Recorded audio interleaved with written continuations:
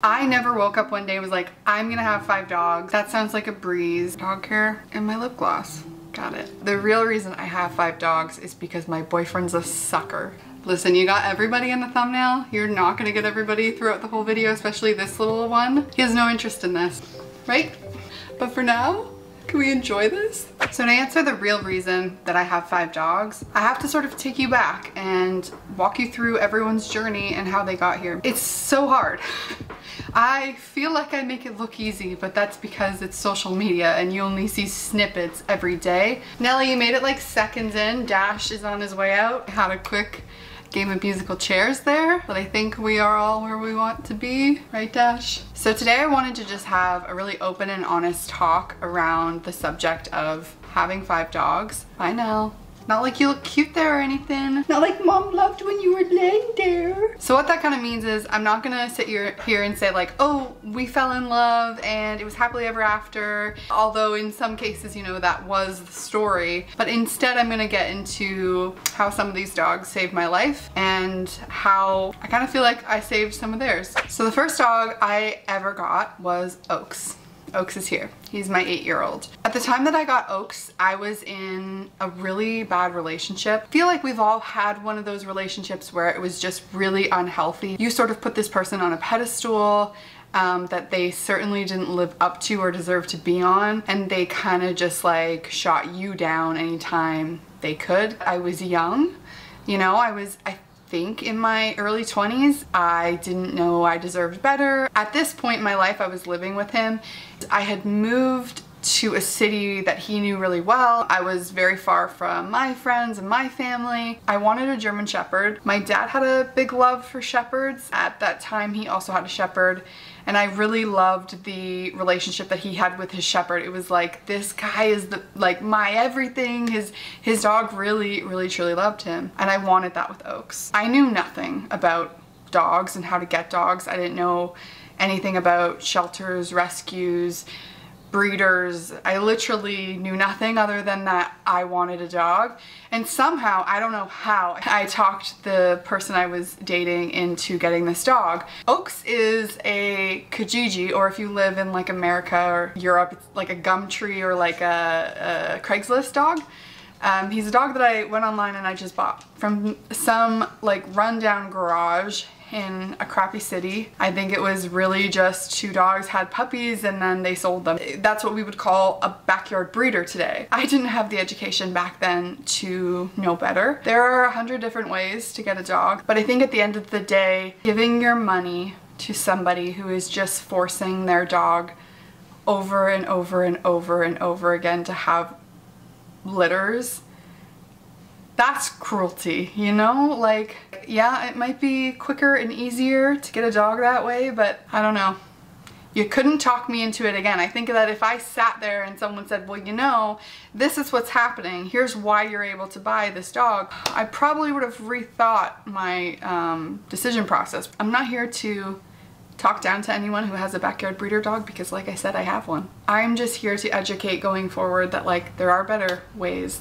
There are puppies. There's so many puppies. You want a puppy? There are so many puppies out there. Yeah, I just want to educate going forward because I think that if someone had told me that sort of perspective back in the day, I probably wouldn't have given my money to a person that's making their dogs have puppies. I just wouldn't. Oaks has a autoimmune disease called pemphigus. It's a disease that has cost me thousands of dollars. He's seen dermatologists, he's got a biopsy. We always say, Michael and I, to each other, like, thank God I got Oaks and somebody else didn't, because I just wonder if somebody else got Oaks, would they have put him down by now, you know, because they couldn't afford to deal with it. Hopefully in a way I saved him too. I often wonder about his brothers and sisters and like, do they have this disease as well, and are other people struggling? Like, he got me through a really crappy relationship. I feel like he has been through it all with me, truly. Look at him.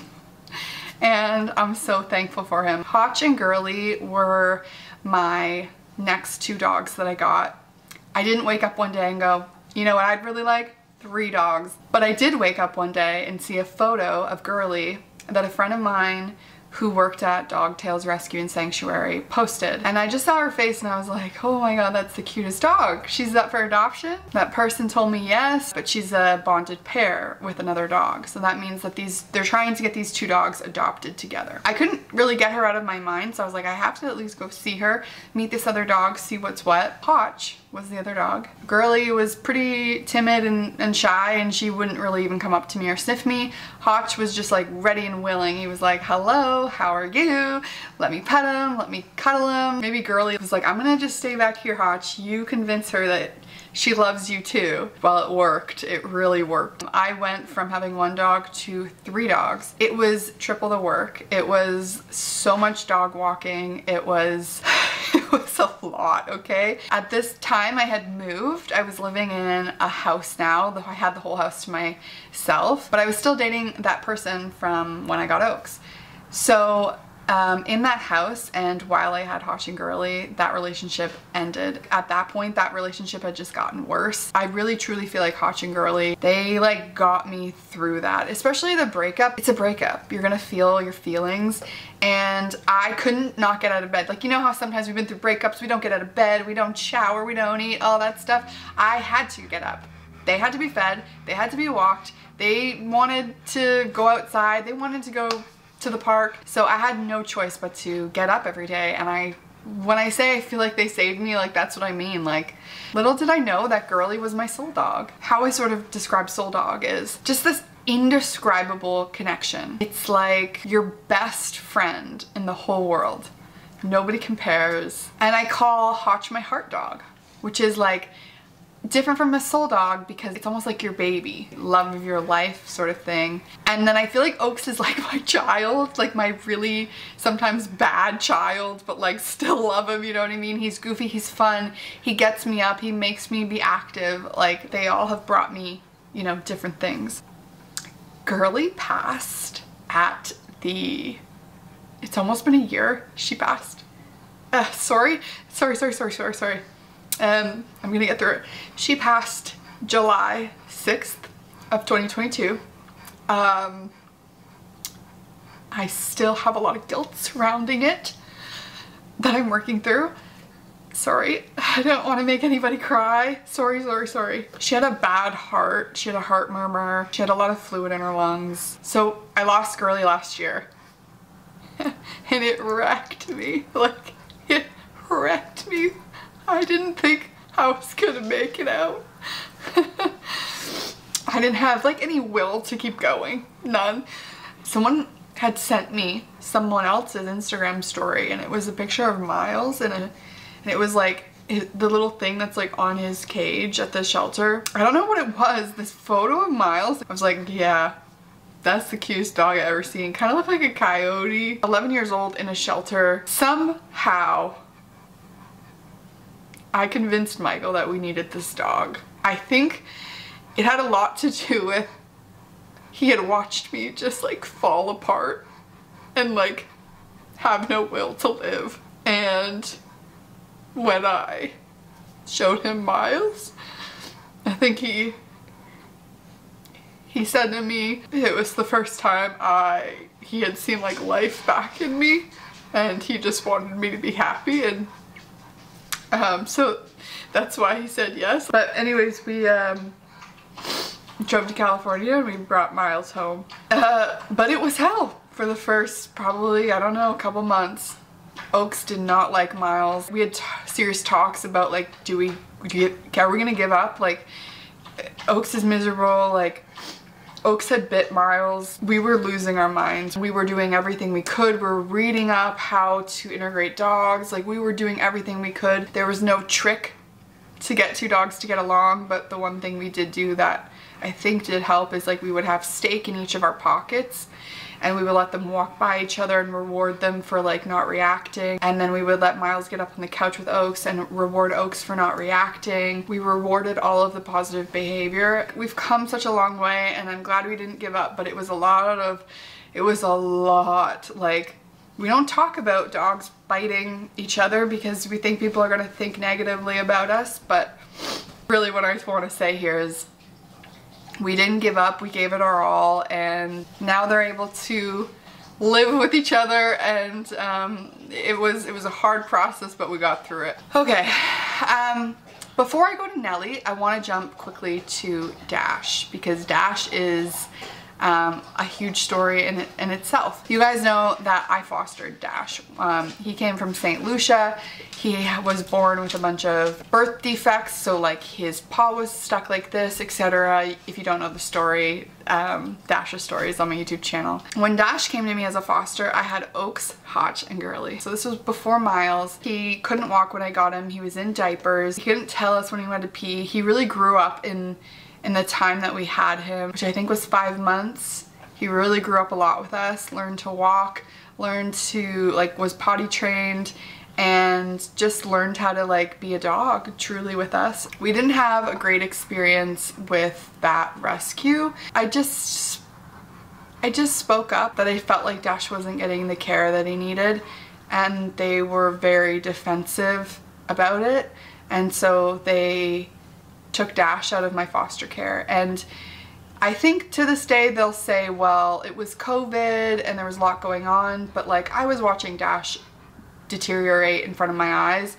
and like I had made some calls to some places for some rehab therapy that would take him, and it was during COVID, and you know, their person was on vacation for what seemed like 2 months. Anyways, like they will tell you their story and I will tell you my story. But it was the most heartbreaking thing. You spend 5 months with a dog, teaching him to walk, teaching him to use the bathroom, and then someone just yanks him out of your hand, literally, and it was heartbreaking. So you might be wondering, well then how the hell did you get Dash, Tasha? Dash ended up going in with a family that I had done a dog check with while Dash was living with me. So he went and lived with them. It was a foster to adopt thing. They were like planning to adopt Dash. That didn't work out. Something like Dash bit the dad or something, and then the kid became scared of him, so those people gave Dash up. Dash had never bit anyone before, so that was shocking to hear.